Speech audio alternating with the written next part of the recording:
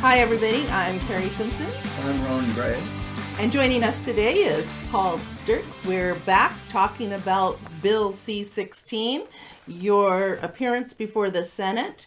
And I'm going to tell you right now, because I'll probably forget during the closing, after this video we are going to post Paul's appearance before the Senate so you can see a very well articulated opposition to what's going on.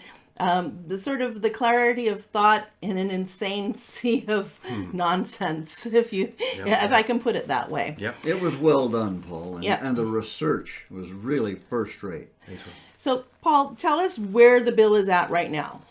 So my understanding is that it has moved past, just very recently moved past second reading in the Senate, and so I have some emails that hopefully will be coming back to me soon telling me when the final vote is likely to happen. But it has passed without amendment, which is a little bit sad from the Senate committee that was on legal and constitutional affairs.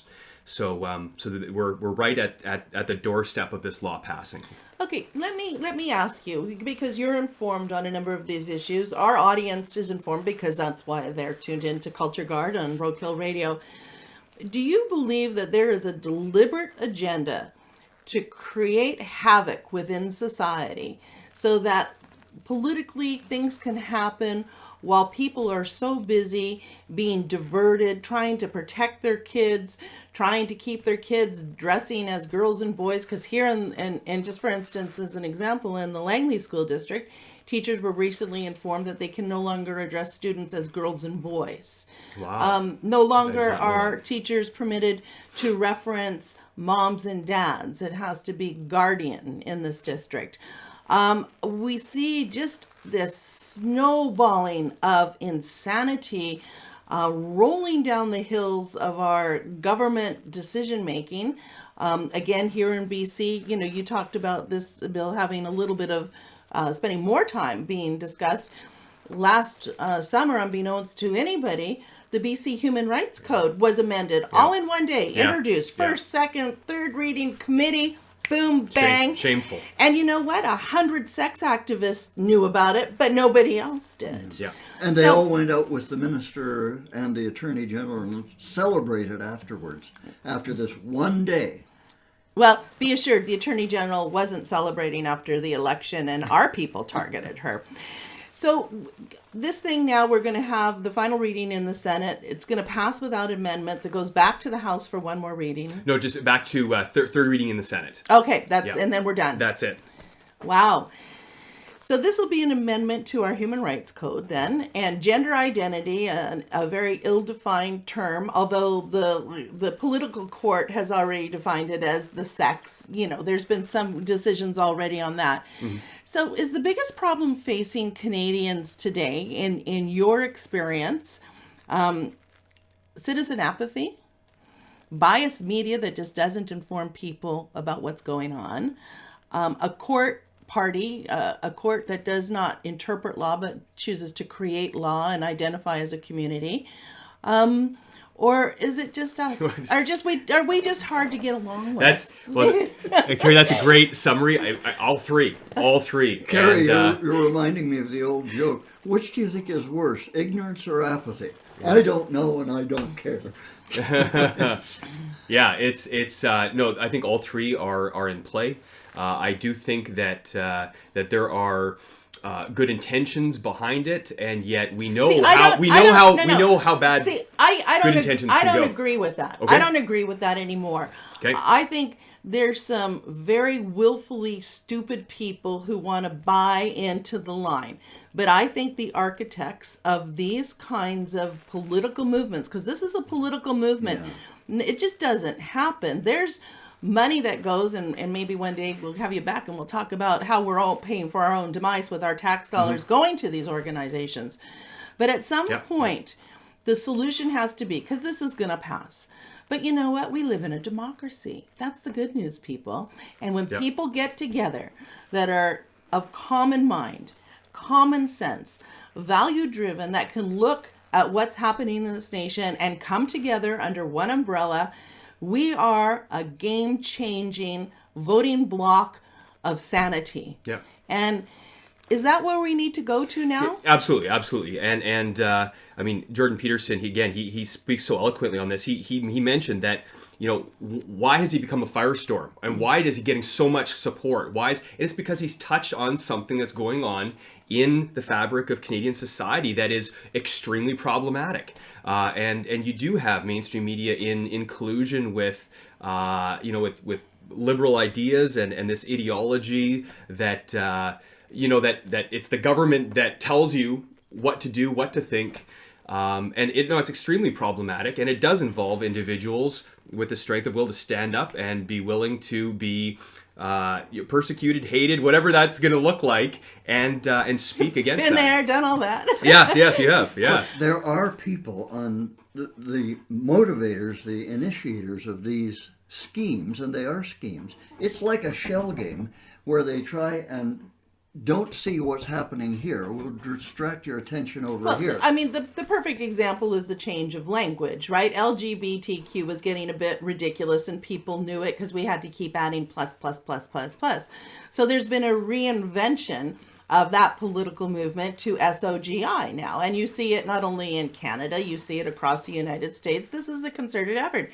And you see all the same players behind the scenes, right? Tides Foundation keeps popping up. Soros keeps popping up.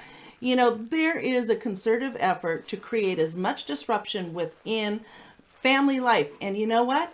The more people I talk to, the grandfathers that are trying to speak to their grandkids about what's going on, but they lost their kids to drugs and to this feeling of, I'm going to go do whatever I want to do, instead of having work ethic for contributing in a socially responsible way. Instead, we've generated a bunch of anarchists. Yeah. It's a societal anarchist, not cultural. They just have lost their way as far as what it means to be a meaningful participant in a society that is based in responsibility, self-responsibility. Well, there's a specific example that viewers to Culture Guard will remember, and that's Out in Schools, a program that was sold to the school boards and sold to the Ministry of Education as an anti-bullying program. But we have on tape a recording that was done by the executive director of Out in Schools, in which he says very clearly, this program was started to increase youth attendance at the annual Queer Film Festival, a program of gay porn. And they wanted to get more kids coming to their... He admitted out front that was what it was all about. But they sold it as anti-bullying. Yeah. Oh, yeah. It's the Trojan horse under which you paraded in. Paul, where do people go from here? If we're to put together this movement, this block of people, which, by the way, I see happening. I see people, I know the Culture Guard audience are coming together under these umbrellas. What is the best? You talked about, if you're willing to stand and be counted. Well, there's not very many people who want to endure the death threats and all the rest. But there is levels of support that are needed. This war needs to be financed. I touched a little bit on the amount of money that's going to these sort of LGBTQ++ organizations, nonprofits, charities, and it's our tax dollars. Do we have to cut that funding? Yeah, I mean, absolutely. I'm a small government kind of guy, and I think that is exceptionally important. I think government tremendously oversteps its bounds when it funds things that should be funded out of people's own pockets or through charities. People can feel free to engage in whatever they want. Go for it. But that shouldn't be the role of government. No. And of course then government gets their hands into ethics and morality, and that's the last thing you want in the hands of government. Yes, government needs to enact good laws, but we need those to be lesser than greater, so that people have freedom to live their lives, and that freedom really is the part and parcel of the government's role. So, by what standards will you decide what's good laws? We have a heritage of legislation, of governance in this country. That's a tradition that we're built on. That's the thing that we measure new laws against to see whether they're good. But Kari has so far identified, I think, more than $30 million. Oh, well, I'm up worth to 50 million just in BC here, just on a random pick, right? at a time when we cannot afford the teachers' aides that the classrooms need for special needs children. Yeah. And when parents are being asked to raise funds for classroom supplies, $50 million being wasted on this stuff. Dare I use the word conservative estimate, lest I offend somebody. Paul, I want to just wind up because time goes by really fast. I want to thank you for being here and your good work. I want people to support you, reach out and help you. But I want to ask this question too, because I don't think people look at how far-reaching these implications are on this gender identity. We do a lot of research here at Culture Guard talking about and monitoring what's happening with sexually transmitted diseases, for instance. Men having sex with men, of course, is the overwhelming largest contributing factor to draining your pocketbook, people, right? What's going to happen to our ability to collect data on that kind of the important information? I mean, our healthcare budgets, all those things. If a transgendered woman is now considered a woman, is that going to change up how we identify that person on our reporting?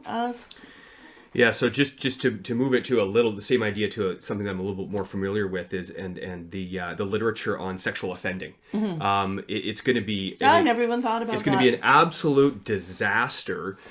Recently at the Senate, I had one of the senators ask me a very interesting question, almost surprising question. Well, aren't women voyeurs as well? And overwhelmingly, I mean, the lowest number you could possibly use would be 98%. Are males, and that number gets pushed even higher when it comes to things like voyeurism, exhibitionism. So depending on exactly what kind of criteria you're using, but that's going to be completely flipped on its head Absolutely. now, because males are just predominantly more likely to be sex offenders. And so, you've got these kinds of things, even when it comes to women's sports, now opened up to males. All of a sudden you will have, and you're starting to have already, all sorts of new records being broken by males. It's completely misogynistic. It's disrespectful it's hating women. And we're going to look back in 20, 30 years and be able to track, in 2017 and 2018, this is where everything began to... Because we're going to be laughing so hard at how stupid the whole adoption of this nonsense was. Because I do believe sanity eventually Yes, it prevails. does. Absolutely. Absolutely. Yeah. But I would have seen it sooner than later. Than 20 years. Good, good. Let's do it. Let's save the kids. Let's save our systems. Yeah. And let's face it. It would just be a make-work project to have to undo all that statistical damage, right? Yeah. And the last thing we need to do is make work projects for the government, right? Paul, we could talk a lot, and I'm sure we will. It's been just a pleasure to meet you and to find out about you. And thank you to all of our viewers who wrote to us and said, you got to talk to Paul Dirks, I love our grapevine. We love you. We thank you for your ongoing support of what we do here. Please make sure that you pass this to your friends. Play it forward, people. Let Canadians know what's going on, and let's make Canada sane again. Don't forget to view Paul's video at the end of this show about his appearance at the Senate. See, there's still hope. I do have a memory. Still intact. I'm Kari Simpson. I'm Ron Gray. Thank you, Paul, for being here. Thanks, Ron. Thank you, everybody. This has been Culture Guard. We'll see you soon. Mr. Dirks. I consider it a great privilege to speak to you today, honorable senators, in opposition to Bill C-16. I believe this bill to be well-intentioned, and yet it puts women and children at risk of sexual violence, and perhaps more importantly, removes a woman's right of consent when it comes to her bodily privacy. Our campaign has done hundreds of hours of research on male violence against women in public spaces. We have logged 255 incidents of the sort that many people say do not exist. These are largely of voyeurism in spaces like unisex change rooms at pools, gender-neutral bathrooms, or in 29 cases, situations where males have expressed a female gender and perpetrated violence in women's safe spaces. Let me give you a few examples only from Canada. In 2012, Christopher, or Jessica Hambrook, assaulted 2 women in Toronto shelters in at least one case after 3 weeks of identifying as a woman. Darren Cottrell in 2013 dressed as a woman and committed voyeurism in a women's washroom at Dufferin Mall in Toronto. In 2015, Xingchen Liu dressed as a woman and committed video voyeurism in a women's change room at Leduc Recreation Centre in Edmonton. Also in 2015, the University of Toronto faced a debacle when they were forced to reverse their decision to make many of their washrooms gender neutral when at least 2 women were victims of voyeurism while they were showering. We recently did a geographical analysis of these incidents. We compared the level of incidents per population in those regions which had gender-inclusive legislation, which those that did not. Regions with gender legislation were 1.8 times as likely to have these violent incidents against women than those without. All 5 of the regions with the highest incident rate per population were those with gender legislation, with Ontario being the second out of all states, provinces, and territories. The best data we have available demonstrates that gender-inclusive legislation is associated with increased harm to women. Target stores make for an interesting case study which corroborates this finding. It is well known that in April 2016, Target publicized its gender-inclusive policy. In the 13 months since, Target has experienced 8 incidents of sexual violence against women in the change rooms and washrooms of their stores. This was more than all other years combined. One of the most notable of these incidents occurred in July 2016 in Idaho. Shauna Smith, a trans woman, one of few represented in our database, videotaped an 18-year-old woman changing. At Smith's sentencing, the judge stated, "I perhaps, along with others, thought that Target has now adopted a questionable policy and wondered, is someone going to come in and victimize someone because of that? You took advantage of that and victimized this young lady." But not only do women have the right to be protected in their safe spaces, they have a right of consent concerning their bodily privacy in places like change rooms. Stanley v. the RCMP 1987 states, "We cannot conceive of a more basic subject of privacy than the naked body. The desire to shield one's unclothed figure from view of strangers, and particularly strangers of the opposite sex, is impelled by elementary self-respect and personal dignity." Stops v. Just Ladies Fitness in 2006 states, "Privacy interests are not determined by the lowest common denominator of modesty that society considers appropriate. What is determinative is whether a reasonable person would find that person's claimed privacy interest legitimate and sincere, even though not commonly held." Bill C-16 removes women's right of consent concerning their bodily privacy and overturns decades of jurisprudence on bodily privacy law. This is likely why a majority of Canadians do not support full choice for trans bathroom access.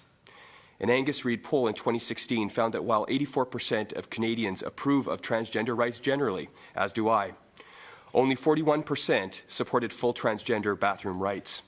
It is highly likely that support for change room access would be considerably less. Honourable Senators, we need more protections for women, not less.